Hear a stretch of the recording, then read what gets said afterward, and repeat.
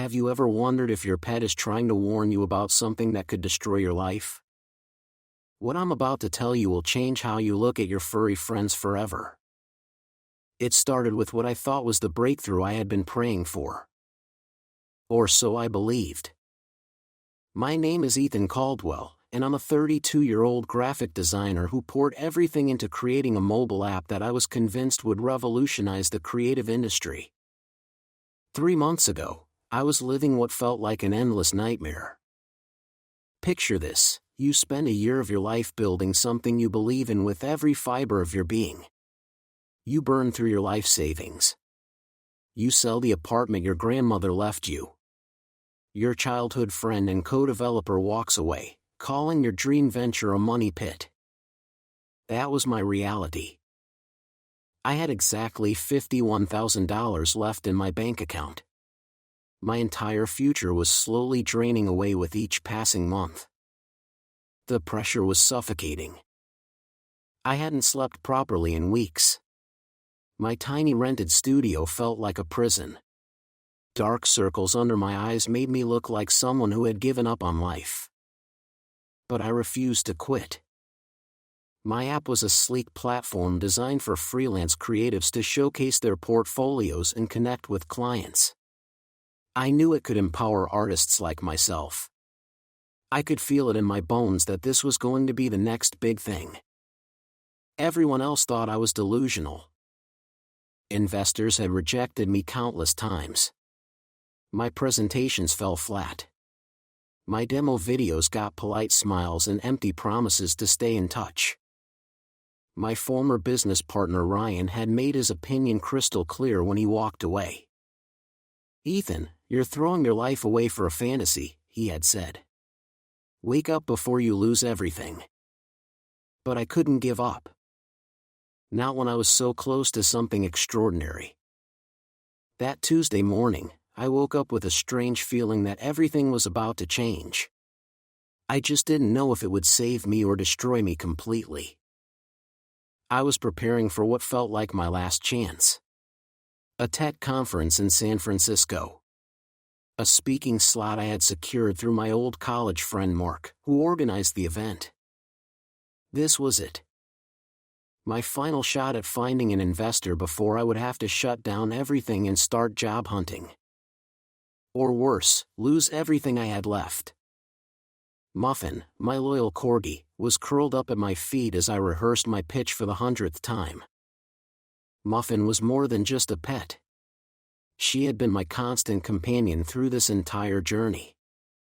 When Ryan left, when investors said no, when the loneliness of entrepreneurship felt overwhelming, Muffin was always there. Her warm brown eyes seemed to understand my struggles in ways that humans couldn't. She had this incredible ability to sense my moods. When I was stressed, she would rest her chin on my lap. When I was excited about a breakthrough, her tail would wag like she shared my enthusiasm. That night, as I practiced my presentation, Muffin watched me with unusual intensity. Her ears were perked up. Her head tilted in that characteristic corgi way that always made me smile. But there was something different in her expression. Something almost like worry. "What do you think, girl?" I asked, scratching behind her ears. "Think this pitch will finally work?" She looked up at me with those intelligent eyes and made a soft whimpering sound. Not her usual happy whine. Something that sounded almost like concern. I dismissed it as my own anxiety affecting her. Dogs pick up on their owner's emotions. She was probably just sensing my stress about the conference. The next morning, I flew to San Francisco with a mixture of excitement and terror coursing through my veins. This conference represented everything I had been working toward. My presentation was scheduled for 2 p.m. 90 minutes to convince a room full of potential investors that my app was worth their money. 90 minutes to save my entire future. The conference venue was intimidating. A massive convention center filled with tech entrepreneurs, venture capitalists, and startup founders who all seemed more successful and confident than I felt. But when I stepped onto that stage, something magical happened. All the months of preparation clicked into place. My passion for the app shone through every word. The audience was captivated by my demo. I could see heads nodding, people leaning forward in their seats, phones coming out to record portions of my presentation. For the first time in months, I felt like I was exactly where I belonged. As I stepped off the stage, the applause was genuine and enthusiastic. People approached me with business cards and follow-up questions. This was what success felt like. This was what I had been fighting for. That's when he appeared. A distinguished man in an expensive tailored suit walked up to me with the confidence of someone who had never failed at anything. "Vincent Harper," he said, extending a perfectly manicured hand. His handshake was firm and authoritative. His smile was warm but calculating.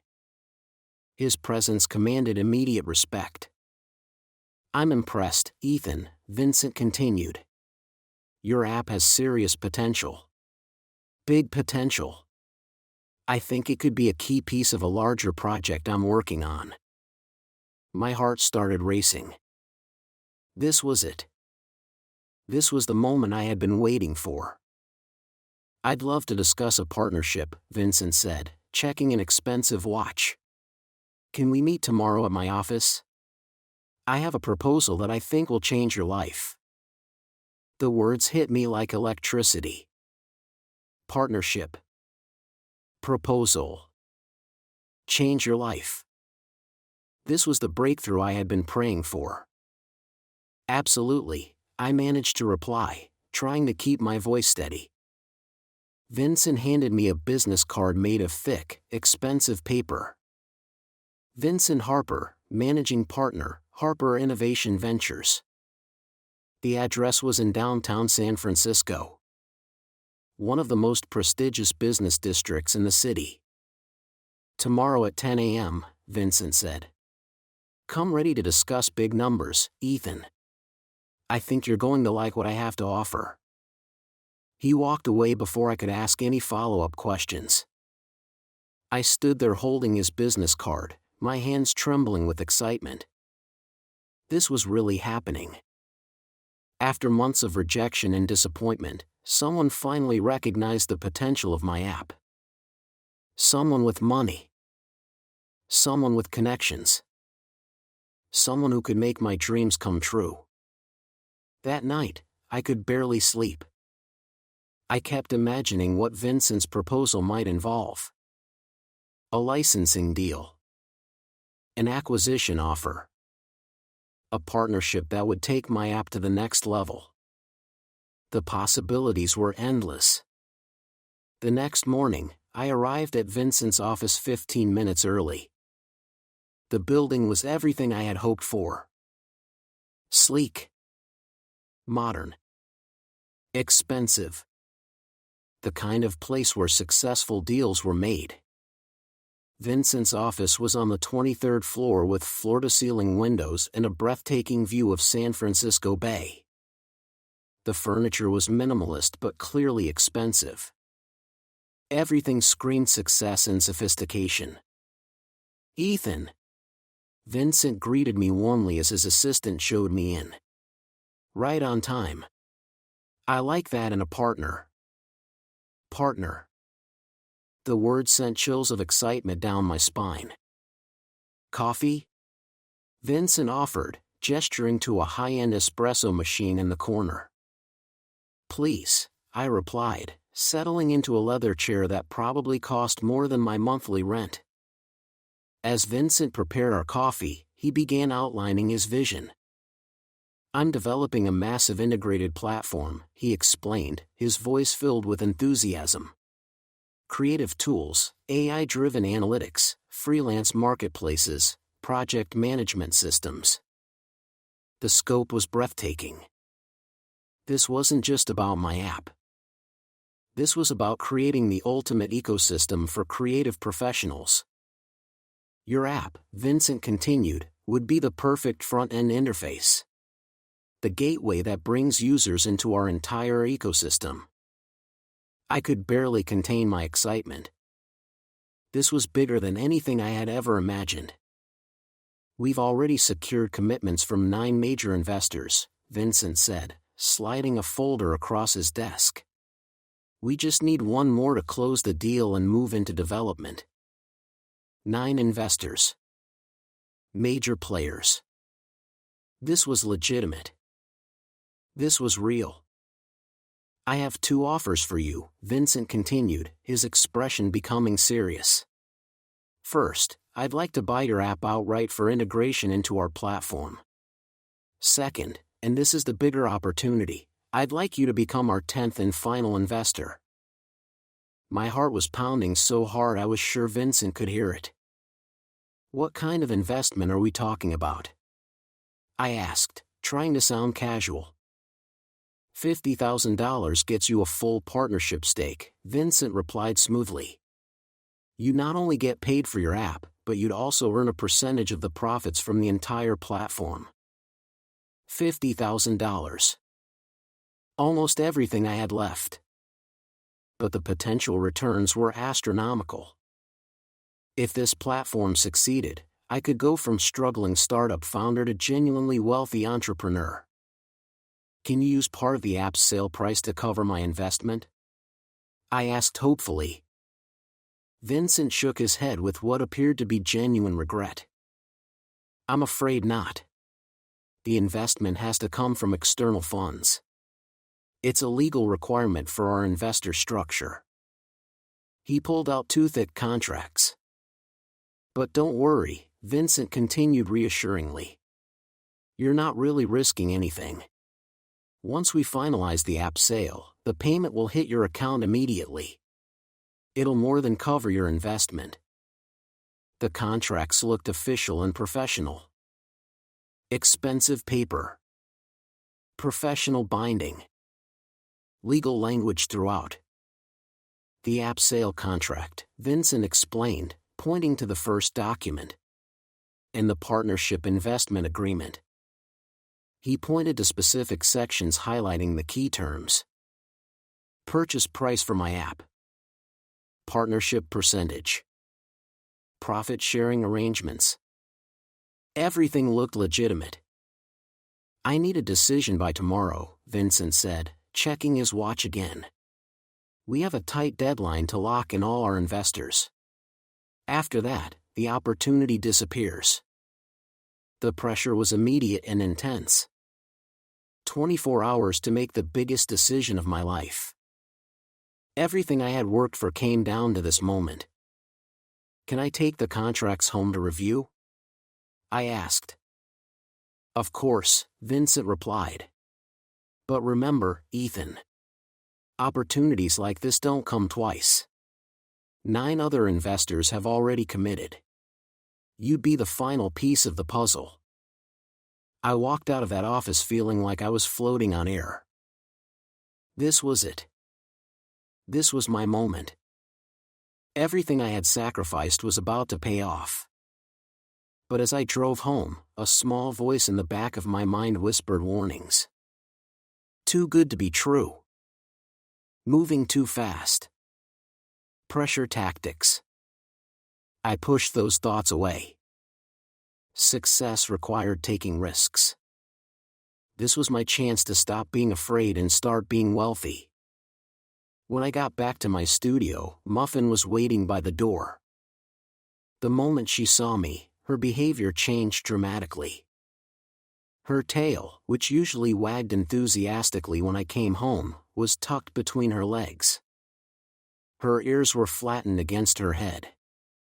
She made a low whining sound that I had never heard before. What's wrong, girl? I asked, kneeling down to pet her. But Muffin backed away from my touch. She had never done that before. Ever. I set the contracts on my desk and tried to coax Muffin over. She approached cautiously, her body language tense and alert. When she got close to the desk, something extraordinary happened. Muffin started sniffing the contracts with intense focus. Not casual dog curiosity. Focused, deliberate investigation. Her entire body went rigid. The hair on her back stood up. She began making a sound I had never heard from her before. A low, guttural growl that seemed to come from deep in her chest. "Muffin, what's gotten into you?" I asked, genuinely concerned. She looked up at me with those intelligent brown eyes. Then she did something that still gives me chills to think about. She began pawing frantically at a specific page of the investment contract. Her claws scratched against the paper. Her whining became more urgent. She was trying to tell me something. But what? I picked up the page she had been focused on.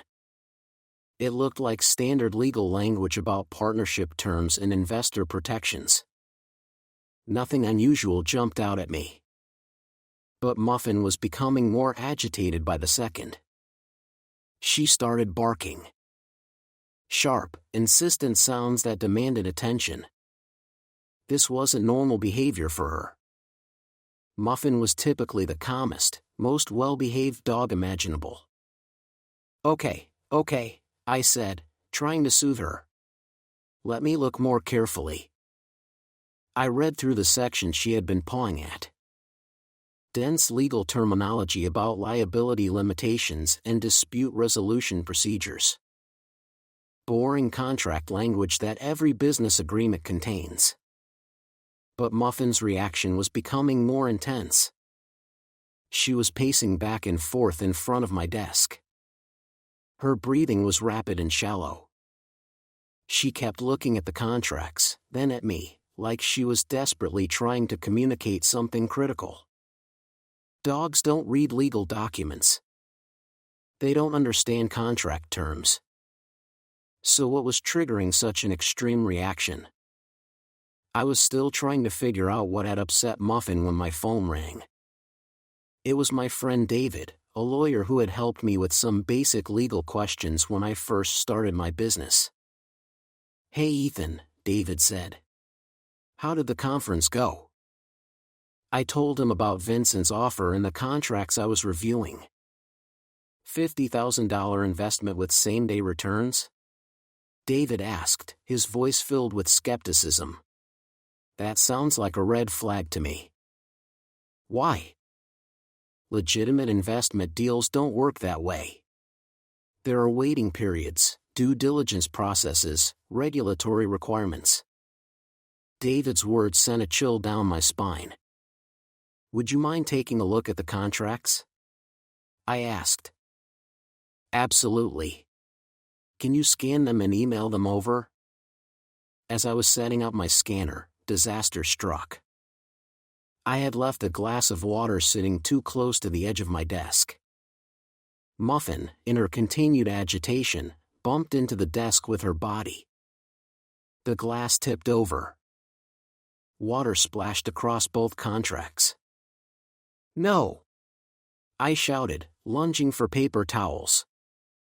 My heart sank as I watched the liquid soak through page after page. All that important documentation.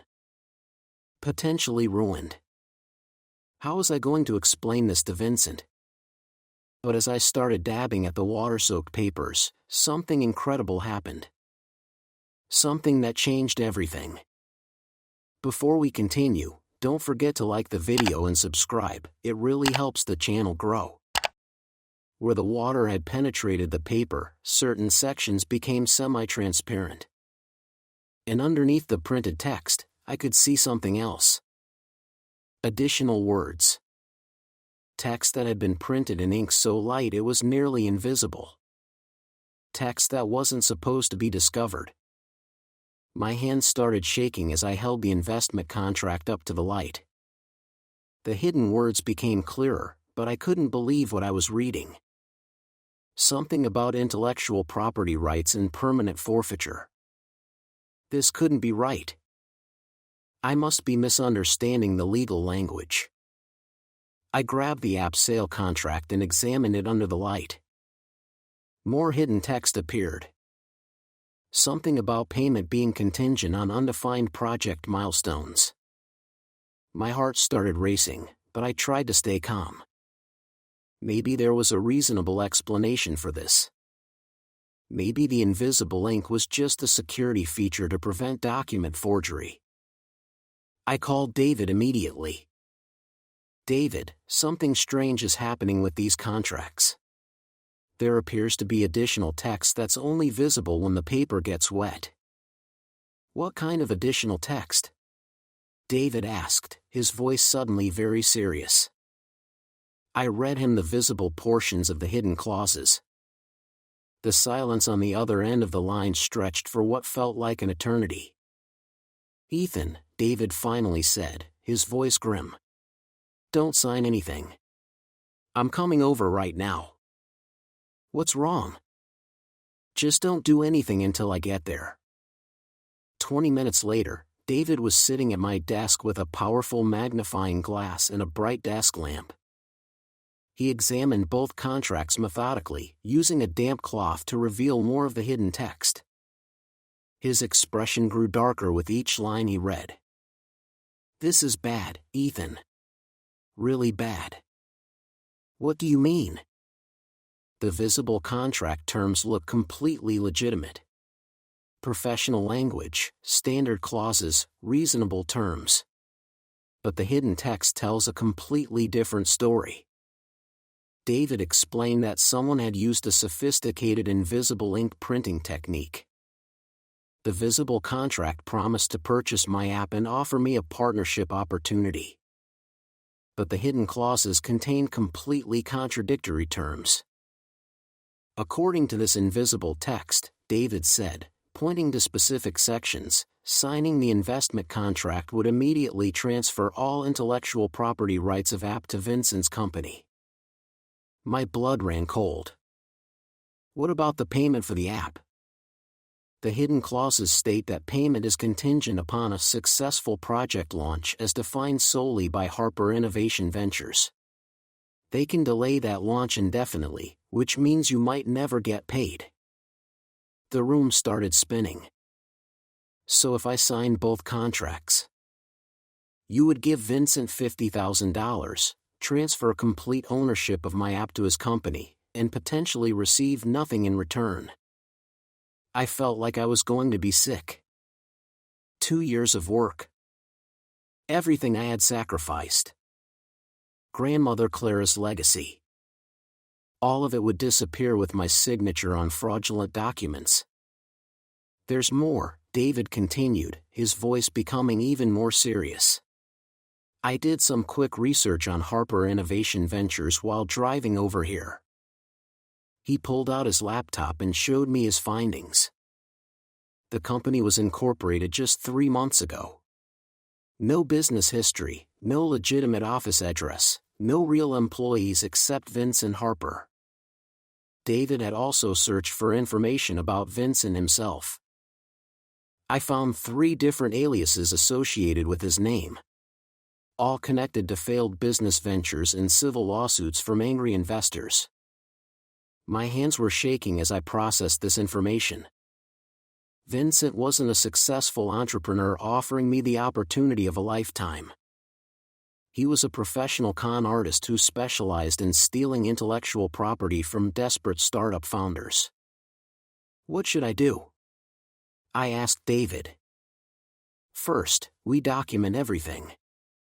These contracts with the invisible ink could be evidence of criminal fraud. Second, we contact the authorities. Third, you need to be very careful about how you handle Vincent when he expects an answer tomorrow. That night, I couldn't sleep at all.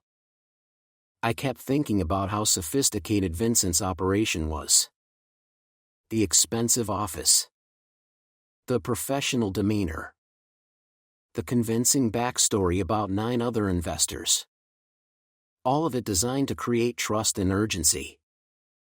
All of it designed to steal everything I had worked for. But Muffin had somehow sensed the danger. Her unusual behavior, Her agitation around the contracts, her determination to get my attention, she had been trying to warn me. The next morning, David helped me contact the FBI's Internet Crime Complaint Center. Special Agent Sarah Martinez took our case very seriously. "Mr. Caldwell," she said during our phone interview, "you may have just helped us identify a suspect we've been tracking for over 18 months. "What do you mean?" "Vincent Harper matches the profile of someone we call the IP thief. He's linked to intellectual property fraud schemes across multiple states." Agent Martinez explained that Vincent's operation was even more sophisticated than we had realized. He researched his victims in advance by attending conferences and networking events. He created fake companies with impressive websites and professional documentation. He rented expensive offices by the day to create the illusion of success. His goal was always the same: steal valuable intellectual property while draining his victims' remaining capital. "How many people has he targeted?" I asked. "We've identified at least 42 victims so far. Total losses exceed $5 million. $5 million. Dozens of entrepreneurs who had their dreams stolen by a professional predator. People like me who were desperate enough to believe in miracle solutions. The problem," Agent Martinez continued, "is that Vincent is extremely careful. He uses contracts that appear technically legal, even if they're morally reprehensible. His victims usually don't realize they've been scammed until months later when promised payments never arrive." "What makes my case different?" "You discovered the fraud before signing anything. And more importantly, you have physical evidence of the invisible ink deception. The water-damaged contracts were crucial evidence. They proved Vincent's intent to deceive and defraud. They showed a clear pattern of criminal behavior that could be prosecuted in federal court. We'd like you to help us catch him," Agent Martinez said. My heart pounded. Help catch a dangerous criminal. Put myself at risk. Or let him continue destroying other entrepreneurs' lives. What would I need to do? Vincent is expecting you to sign the contracts today. We want you to meet with him as planned, but you'll be wearing a recording device. Keep him talking about the contract terms until our agents can move in. I thought about all the other startup founders who might fall victim to Vincent's scheme. People like me who had poured their hearts and souls into their dreams. People who might not have a corgi smart enough to detect invisible ink. "I'll do it," I said. The day of the sting operation felt like the longest of my life. Vincent had chosen to meet at his rented office again. Same impressive building. Same 23rd floor. Same breathtaking view of San Francisco Bay. But now I could see through the expensive facade. Vincent was already there when I arrived, reviewing paperwork at his desk. He looked exactly the same as before. Expensive suit. Perfect hair. Confident smile. But now I knew it was all performance. "Ethan," he said warmly, as if greeting an old friend. "I'm so glad you decided to move forward with this opportunity." "I've been thinking about it constantly," I replied, which was absolutely true. "Excellent. I have the contracts ready for your signature." Vincent pulled out fresh copies of both documents. The same contracts that contained hidden clauses designed to steal my life's work. "Before we proceed," I said, "could you walk me through the key terms one more time? I want to make sure I understand everything perfectly." This was exactly what Agent Martinez had coached me to request. Getting Vincent to verbally explain the fraudulent contracts would create clear evidence of his criminal intent. "Of course," Vincent replied, spreading the documents across his desk. "Let me highlight the most important sections." He began reading through the visible contract terms. The app purchase price. The partnership investment amount. The profit-sharing arrangements. But he carefully avoided discussing the sections where I had discovered the hidden text. What about intellectual property rights? I asked casually. How exactly does the transfer of the app work? Vincent's smile flickered for just a moment. That's covered in Section 8, he said quickly. Standard language about asset transfer upon payment completion. Could you read that section to me? I want to make sure I understand it completely. Vincent flipped to the relevant page. His eyes scanned the visible text while completely ignoring the invisible clauses underneath. It states that intellectual property rights transfer to the purchasing entity upon successful completion of all contractual obligations, he read. He was lying. Reading only the visible text while completely ignoring the hidden clauses that would steal my app immediately upon signing. And there's no risk of losing the intellectual property if something goes wrong with the project? I pressed. None whatsoever, Vincent said confidently. Your app is completely protected throughout the entire process. Perfect. He had just committed perjury on tape. Clear evidence of fraud with intent to deceive.